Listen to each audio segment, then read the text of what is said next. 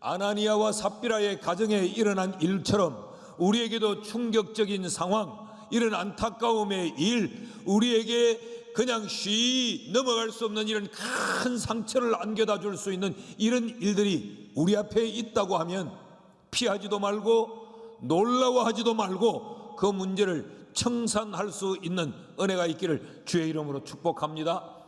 어떻게 청산했는가?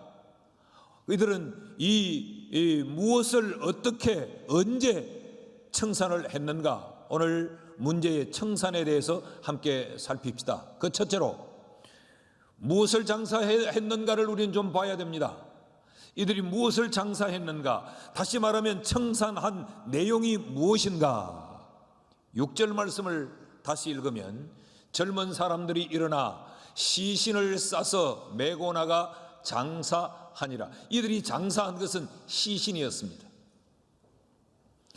죽어버린 아나니아의 죽음, 그리고 아나니아에 의해서 또다시 죽은 이 삽비라의 시신, 이 시신이 이들의 장사의 내용이었지요. 이들은 이 시신을 장사 지냄으로 그 문제를 지금 청산하고 있습니다. 그런데 사실 눈에 보여지는 것은 지금 생명을 잃은 채 그들 앞에 놓여진 이 시신입니다. 그러나 이 시신을 장사하는 것 이상으로 그들에게 또 하나 깊은 의미가 있는데, 무엇이 아나니아를 시신으로 만들었는가라는 그 원인입니다. 무엇이 삽비라를 이렇게 죽음으로 만들어 버렸는가? 그 근본적인 원인을 장사해야 하는 것입니다. 베드로의 책망을 들어보면 이들이 밭과 집을 판 돈을 가져와 이것이 전부라고 말했을 때 베드로는 뭐라고 이야기합니까? 9절 말씀을 보면 베드로가 이르되 너희가 어찌 함께 꾀하여 주의 영을 시험하려 하느냐. 이들은 지금 베드로에게 말하고 있는 겁니다. 베드로에게 거짓을 말하고 있는 겁니다. 베드로의 눈을 속이고 있는 겁니다. 그런데 그 베드로는 이것이 나를 속이는 것이 아니라 너희들이 하나님을 속이고 있는 것이다 라고 말을 해요. 그러니까 지금 이 아나니아와 삽비라는 눈에 보이지 않는 하나님은 얼마든지 속일 수 있다고 생각을 했던 것이죠. 이게 우연히 그 상황에 튀어나온 이야기가 아니라 이미 이들은 자신들이 속이고 있다는 걸 알고 있었습니다. 2절 말씀을 보면 그 값에서 얼마를 감추매, 밭과 집을 파는 돈을 얼마를 감추었습니다.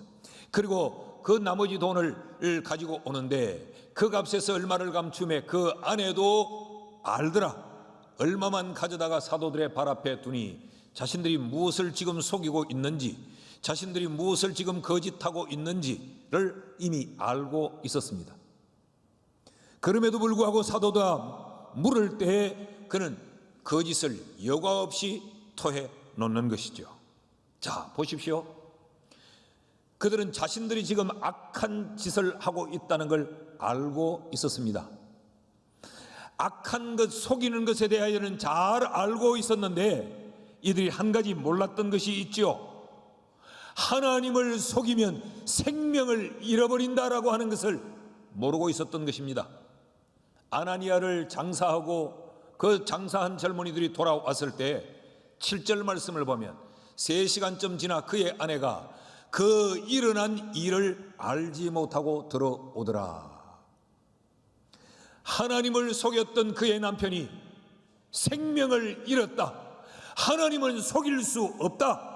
하나님을 속이면 생명이 잃게 된다 라고 하는 것을 전혀 알지 못하는 거죠. 여러분, 이것이 인간의 어리석음입니다. 몰라서는 안 될 진리는 이들이 몰랐던 거지요. 몰라도 될 악한 것에 대하여서는 아주 머리 회전이 빨랐고 계산이 빨랐던 것입니다. 이것이 이들을 죽음에 직면하게 만들었고 이것이 이들을 파멸에 이르게 만든 것입니다. 이것을 장사해야 된다는 것. 그것이 청산이라는 것이죠. 여러분, 우리도 세상을 살면서 이런 어리석음이 우리에게 있지 않습니까? 우리는 악한 데는 굉장히 박습니다. 그런데 진리에는 눈이 어둡습니다.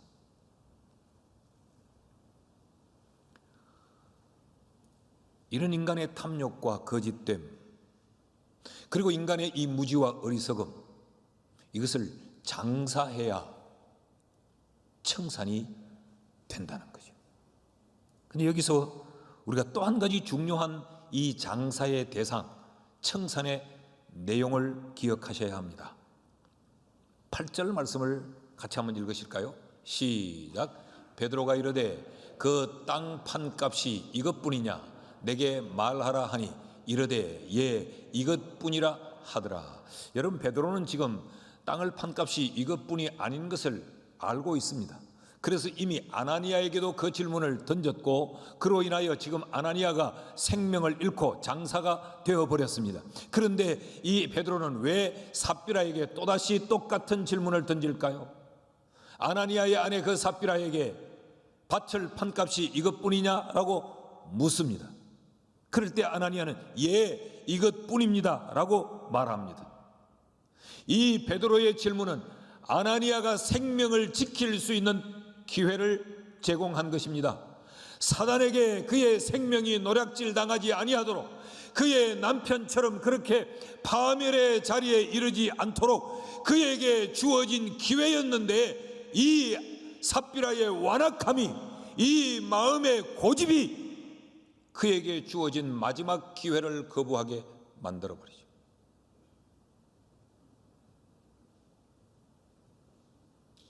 그 시로 아나니아의 혼이 떠나갔다라고 말합니다. 사랑하는 여러분, 우리가 신앙생활을 하면서 우리도 하나님의 말씀으로부터, 주의 종들로부터, 우리의 양심으로부터 우리가 무엇을 장사해야 할지, 우리가 무엇을 내버려야 될지, 그런 기회의 말씀이 들려질 때 혹 우리의 완악함이, 우리의 완고한 고집이 그것을 끝까지 거부하며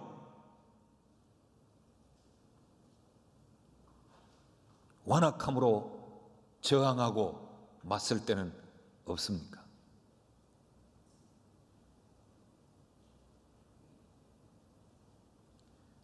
이 아나니아와 삽비라는 그들에게 주어졌던 그 기회를 그들의 완고함으로, 그들의 완악한 마음으로 그것을 거부했어요.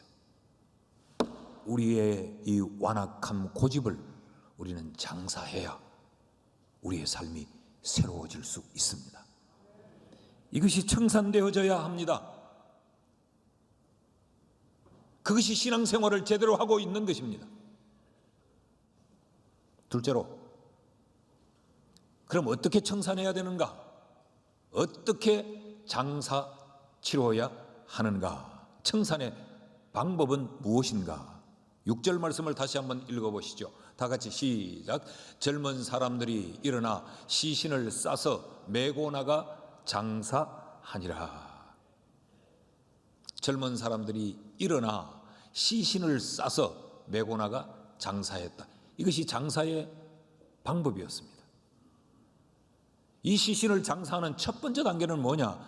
그들이 일어났다라는 것입니다.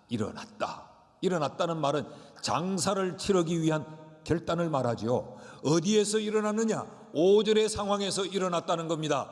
5절은 아나니아가 이 말을 듣고 엎드려져 혼이 떠나니, 아나니아가 죽어나간 그 자리에서, 이 일을 듣고 사람들이 다 크게 두려워하던 그 자리에서 일어났다.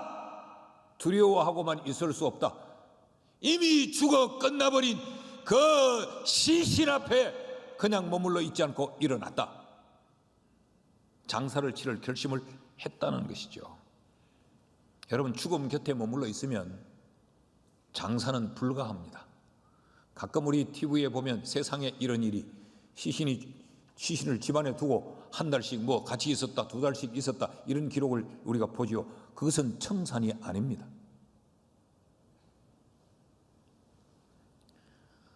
일어나 장사를 결단하고 일어나는 데서부터 장사는 시작되는 겁니다. 그리고 시신을 쌌다 그랬어요. 쌌다. 이 말은 이제 그 시신과 마주하지 않겠다는 이야기입니다. 이제는 그 시신을 내다 버리겠다는 겁니다. 이제는 그 시신과 이별하겠다는 겁니다. 이제는 그 시신을 포기하겠다는 겁니다. 이제는 내려놓겠다는 이야기입니다. 내 마음의 욕심, 나의 어리석음, 나의 완악한 고집, 그것을 다시 활동하지 못하도록 포장을 해버렸다라는 이야기입니다. 이것이 이제 이 장사 지내는 첫 번째 과정이었어요. 사랑하는 여러분, 오늘 우리에게도 장사 지내야 될 것들이 있다면 지금 일어나 그 시신을 싸버려야 됩니다. 덮어버려야 됩니다. 헤어져야 됩니다. 내려놓아야 됩니다. 그러지 않고는 장사가 불가능합니다. 여러분, 장사는 우리 스스로가 해야 됩니다. 남이 해주기를 기다려서는 안 됩니다. 2000년 전 초대교회, 지금 이 사도행전의 이 공동체는 지금의 교회와는 비교할 수 없도록 초라하고 보잘것없었습니다. 이런 초대교회가 위대할 수 있었던 것은, 역사에 이 엄청난 영향력을 발휘할 수 있었던 것은 이들 스스로 장사 치료는 이 자정 능력이 그들에게 있었기 때문에 그렇습니다. 하나님은 누구를 사용하시느냐? 하나님의 말씀에 기꺼이 일어나 스스로 하나님이 원치 않는 것들을 장사 치르려고 하는 자들을 사용해 주시는 겁니다. 현대교회는 그럼 어떠냐? 현대교회는 굉장히 위대하고 화려해 보이는데 자발적인 스스로 내어버려야 될 것들을 내버리지 않는 안타까움이 우리에게 있는 거죠. 그래서 외형은 화려하고 남들이 보여지기에는 엄청난 종교인들로 보여지는데 우리에게는 아무런 영향력이 없는 것입니다. 세상이 교회를 왜 비난합니까? 세상이 교회를 왜 우습게 여깁니까? 스스로 장사하지 않는 모습을 보면서 세상이 교회를 비웃고 손가락질하는 거죠. 여러분, 왜 우리가 사람에게 부끄러움을 당합니까? 장사 치러야 될 것을 우리 스스로 장사하지 않기 때문에 우리는 부끄러움을 겪는 것 아닙니까? 이런 스스로 장사를 치렀다, 자발적인 청산이 특징이었고, 또 하나, 이들은 한 번의 장사로 만족하지 않고 시신이 생겨날 때마다 이들은 반복적으로 장사를 치렀습니다. 10절 말씀에 보면 곧 그가 베드로의 발 앞에 엎드려져 혼이 떠난지라 젊은 사람들이 들어와 죽은 것을 보고 메우다가 그의 남편 곁에 장사하니. 지금 이 젊은이들이 그 남편 아나니아를 장사 치르고 돌아왔어요. 그 시간이 한 3시간여 정도 걸렸던 모양입니다. 왔더니 그의 아내 삽비라가 또 시신이 되어 여기 넘어져 있는 것입니다. 여러분, 이 젊은이들은 전문 장례사가 아닙니다. 장례를 치른다는 것 쉽지 않습니다. 시신을 염하고 수습한다는 것 간단하지 않습니다. 힘겹게 그 일을 치르고 왔는데 또 장사를 치러야 될 일이 발생을 했어요. 그런데 이들은 그때 포기하지 않았습니다. 한 번 장사를 치르는 것으로 만족하고 있지 않았습니다. 이들은 돌아서서 그 시신을 또다시 싸서 메고 나가 그 남편 곁에 장사를 치루었습니다. 여러분, 우리는 힘이 들어도, 우리는 고통스러워도, 우리는 지쳐도 우리 속에 장사 치러야 할 시신을 남겨두면 안 됩니다. 1000번이고 10,000번이라도 우리는 반복적으로 장사를 치루어야 합니다. 쓰레기통과 휴지통의 차이가 뭡니까? 휴지통은 버리기 위해 담아두는 것이 휴지통이요. 쓰레기통은 쌓아두기 위해 준비한 것이 쓰레기통이죠.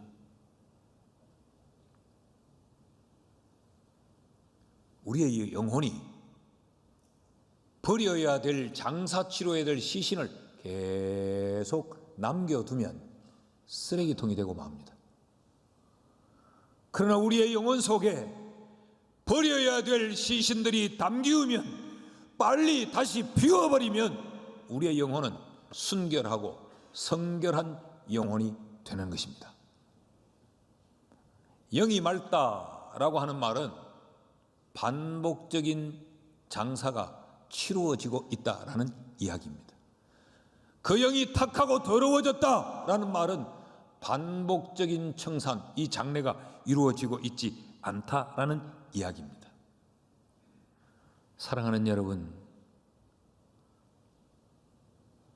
우리는 반복적으로 남겨두지 말고 끝까지 우리는 시신을 메고 나가 장사 치루어야 합니다. 홀이라도 남겨두지 마십시오. 자, 무엇을 장사해야 되는가, 어떻게 장사해야 되는가를 우리가 살폈습니다. 셋째로, 언제 장사해야 하는가, 그 청산의 때는 언제인가. 여러분, 이 시신 수습을 누가 했습니까? 젊은이들이, 청년들이 시신을 수습했습니다. 청년은 왕성한 시기입니다. 에너지가 넘쳐날 때입니다. 힘이 있는 시기가 바로 청년의 때입니다. 청년들이 일어나 시신을 장사했다는 말은, 여러분, 우리에게 힘이 있을 때, 우리에게 생명력이 왕성할 때 청산해야 한다는 것입니다. 이것이 육신적인 의미로 이 젊음의 때에 그 시신을 청산했다는 의미도 되지만, 이걸 우리가 영적으로 해석하면 우리가 영적으로 힘이 있을 때, 영적인 활동이 있을 때, 그때 우리는 장사해야 돼요. 우리가 기도할 때, 우리가 예배할 수 있을 때, 하나님의 말씀이 우리에게 들려질 때, 내게 영적인 생명력이 있을 때 장사를 해야 장사할 수 있지, 영적 생명력이 상실되고 나면 장사할 수가 없어요. 말씀이 들려지지 않을 때는 장사를 못해요. 우리가 기도를 놓아버렸을 때는 장사를 못해요. 하나님의 말씀이 내 심령 속에 파고 들어오지 아니할 때는 장사가 불가능해집니다. 여러분, 어떨 때 우리가 깨닫고 어떨 때 우리가 새롭게 출발할 수 있어요? 말씀이 들어와 내게 찔리움을 줄 때, 그 말씀을 들을 때 내 심령이 몹시 불편할 때, 그 말씀이 들려질 때 내 양심의 가책이 느껴질 때, 그때는 아직 그 영혼이 활동하고 있는 겁니다. 아직 감각이 있는 거예요. 그런데 한 번, 두 번, 1년, 2년 시간이 지나면 그 영적 감각이 무뎌져 버립니다. 저 말이 무슨 말인지, 저 설교가 내게 어떻게 해당이 되는지, 영적인 감각이 상실되어 버리고 맙니다. 그때는 장사 치를 수가 없습니다. 그때는 청산하고 새롭게 출발할 수 없습니다. 그 시신 위에 엎어져 나 또한 시신이 되어 그렇게 파멸을 맞이함으로 끝날 수밖에 없는 것입니다. 여러분, 오늘 이 말씀이 들려지십니까? 아직도 그래도 우리가 기도를 붙들고 있습니까? 아직도 그래도 하나님을 붙들고 살아야 되겠다는 마음이 있습니까? 지금이 장사를 치를 기회입니다. 이 기회를 놓치지 않으셔야 합니다. 어느 순간에는 이 말씀이 들려지지 않을 때가 있을 것입니다. 그러니까 영역이라는 말은 무슨 말입니까? 우리가 영역 있다, 저 사람 영역 있다. 영역은 뭐예요? 시신을 장사 치를 수 있는 힘이 영역입니다. 저 사람 참 영적인 사람이야. 그 말은 교회 열심히 뛰어다니는 게 아니고 무슨 종교적인 활동하고 뭐 체험했다고 영적인 사람이 아니고 시신을 장사 치러내는 사람이 영적인 사람이에요. 여러분, 여기서 우리 부모 된 우리가 좀 깨달아야 될 게 있어요.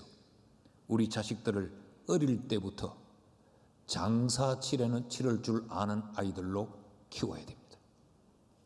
죄를 버릴 줄 아는 자식들로, 욕심을 버릴 줄 아는 자식들로, 그 어리석음과 무지함을 버리는 자식들로 어릴 적부터 이들이 창조주를 기억할 수 있도록 우리의 자녀들을 가르쳐야 된다는 것입니다. 그렇게 가르치기 위해서는 부모가 본을 보여야 되죠. 악한 데는 무지하고 미련해도 하나님에 대하여서는 절대로 무지해서는 안 된다. 하나님은 절대로 속일 수가 없다. 이것을 부모가 어린 자식들 앞에서 본을 보여 어릴 때부터 이들이 이것을 배우고 자라도록 해야 됩니다. 그 공동체에 얼마나 많은 사람들이 있었겠어요. 그런데 이 젊은이들이 자원해서 일어나 시신을 메고 나가 장사했다는 말은 이것이 그들의 가치관이었다는 말입니다. 거짓과 불의의 잔재는 남겨두면 안 된다는 그들의 삶이었고 그들의 가치관이었고 그들의 생각이었어요. 어릴 때부터 이들이 그렇게 키워져 왔다는 것입니다. 부모들이 그렇게 키웠다는 이야기죠. 여러분, 오늘 우리는 부모 앞에, 자식 앞에 무엇을 보여주고 있습니까? 부모의 그 탐욕스러움을 보여주고 있습니까? 부모의 그 무지하고 어리석음, 부모의 그 완고함을 자식들에게 우리는 가르치고 보여주고 우리는 혹 그렇게 살지는 않습니까? 그래서 내 자식들이 그것을 배워 그들도 장사 치를 줄 모르는 시신으로서의 삶을 살도록 우리가 혹 그렇게 가르치고 있지는 않습니까?